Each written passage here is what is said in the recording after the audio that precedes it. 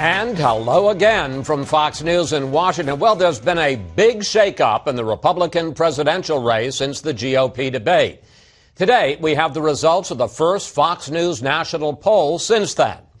Donald Trump still leads the field with 25% support among GOP primary voters.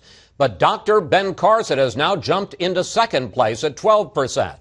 Also on the rise, Senator Ted Cruz and Carly Fiorina. Among those who've dropped since the debate, Jeb Bush down 5 points to 9%. It's his first time in single digits since April. When it comes to who won the debate, the highest net scores go to Fiorina, Carson, Governor John Kasich, and Senator Marco Rubio. And the lowest net scores go to Chris Christie, Rand Paul, and Donald Trump. Joining me now, the candidate with the biggest post-debate bump, Ben Carson, who's campaigning in Iowa at the Iowa State Fair, where he's running second to Trump among likely caucus goers. Dr. Carson, welcome back to Fox News Sunday. Thank you, Chris. Nice to be with you. Well, congratulations on those strong numbers. I not only want to talk to you about your surge in the polls, but also that of Carly Fiorina and Donald Trump. What do you think Republican voters are saying about the appeal of non-politicians? Well, I think people are starting to recognize that the same old is going to take us to the same place. And, you know, we're sort of at a precipice right now.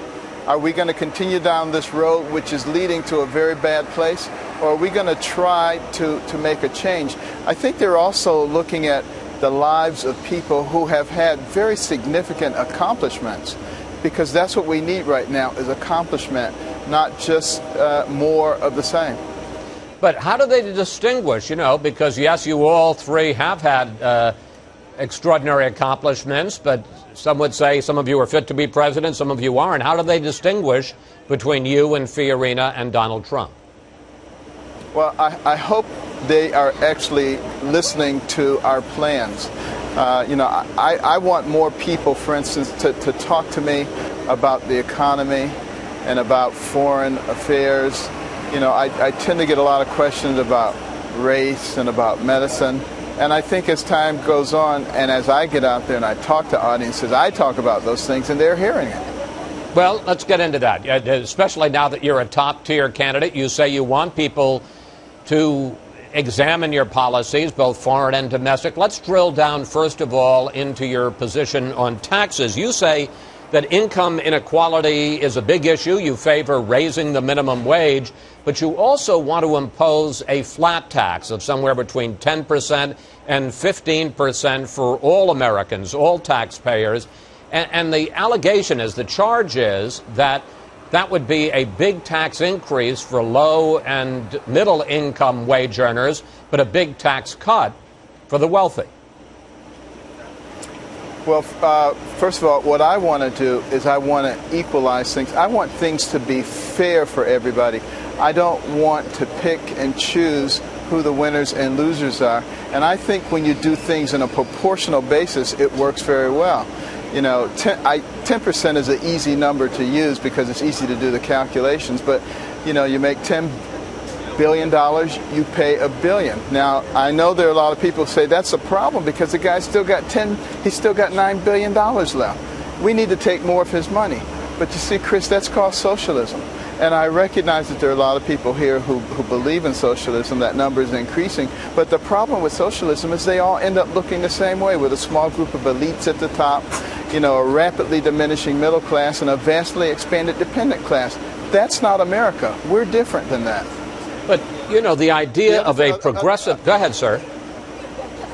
The other thing I want to mention is when you have a tax system that includes everybody, it's very difficult for the politicians to engage in their favorite activity of raising taxes. It's easy to do it on 1 or 2% or 5%. It's hard to do it on 100%, and you have to live within your budget.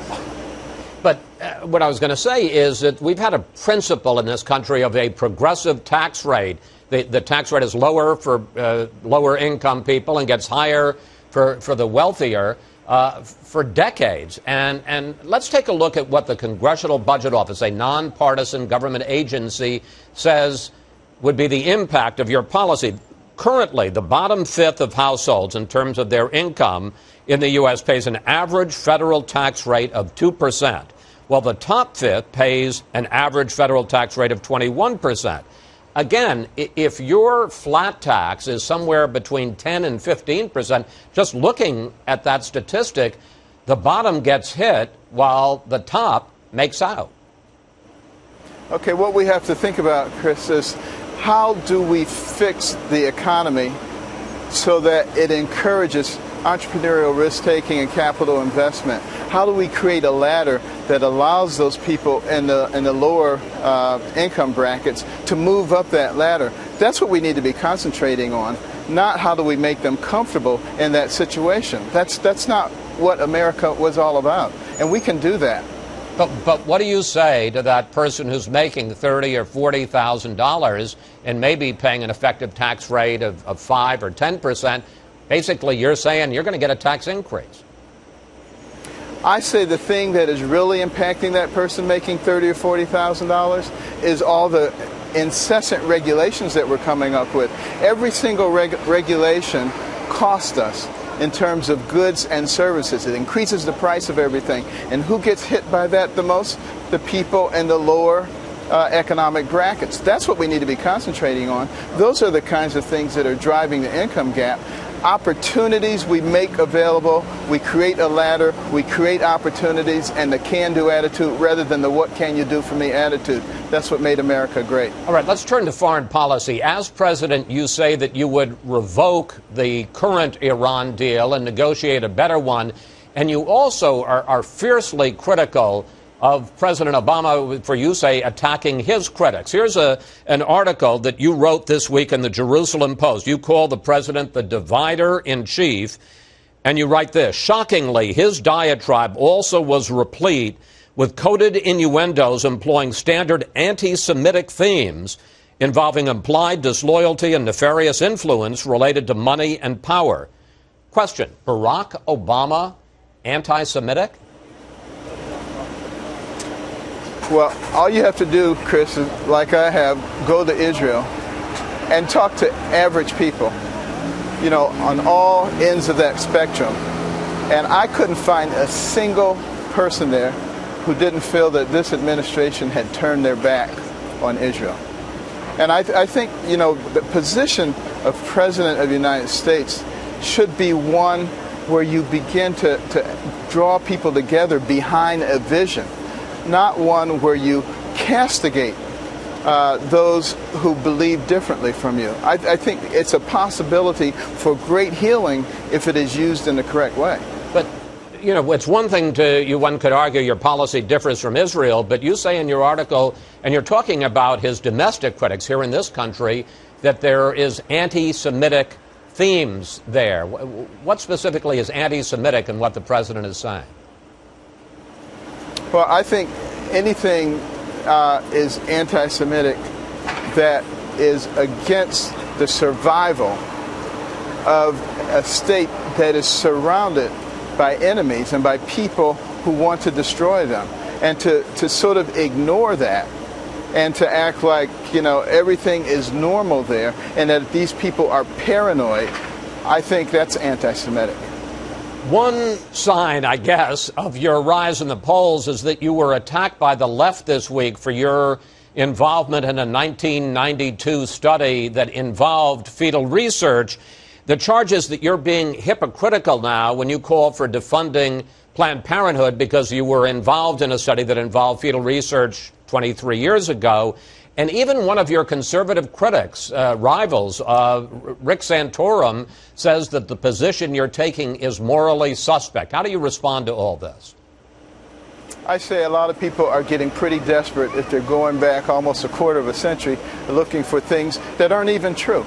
You know, what I did as a surgeon is take tissue samples and give those to the pathologist, who then compare them with their archives. It's sort of like if you were an archaeologist and you find something in a dig that has some writing on it, you don't recognize it, you give it to your archivist, and they go through all the archives that they've been able to maintain over the many decades, and they say, you know, that looks like something from Mesopotamia. It's the same kind of thing. It has nothing to do with me doing an abortion or even touching fetal tissue.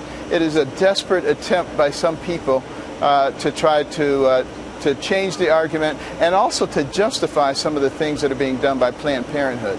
Completely different from anything that I was doing. So let me ask you, Dr. Carson, where are you? Because there seems to be a little confusion on the issue of abortion and exceptions in the case of rape and incest, because you said recently that if somebody is a victim of that kind of an attack, they can go to an emergency room and get the RU-486 pill, but there are some right-to-life groups that say that is a chemical abortion pill. Where are you on exceptions in the case of abortion, yes or no? Well, I think that when conception occurs, life occurs. But I do believe in contraception. And at an appropriate time, you have to know what the cycle is. The egg is only fertilizable at certain periods of time. And there are certain types of drugs, progestins, that can prevent ovulation. So let's say someone has been raped and they're administered that drug. It can prevent ovulation, which allows that egg to come down, and because that healthy sperm can live for up to 5 or 6 days. But if the ovulation doesn't occur, then you're not going to have conception. You know, it has to be understood. You have to have people who actually understand how it works. Doctor, we got about a minute left. We're going to dig into the Hillary Clinton email scandal later in this program, but I want to ask you whether, one, you think that she has broken the law, and two, by her actions with the private emails, the classified information, she has disqualified herself as a potential president. Well, you know, I will leave the legal discussions to the lawyers after they've gone through all the evidence, because I think it's foolish to make a proclamation without seeing it all. However, what we do know is that she was a United States Senator, she was the Secretary of State, and she makes this information, which should have been known to be something that you didn't want to be available to our enemies or anybody else, putting it on a private server shows incredibly bad judgment. So would you take someone with judgment like that and hand them the keys to the White House? I would not. Dr. Carson, thank you. Thanks for joining us. Always good to talk with you, sir. And again, congratulations on those good poll numbers. Thank you, Chris. I appreciate it.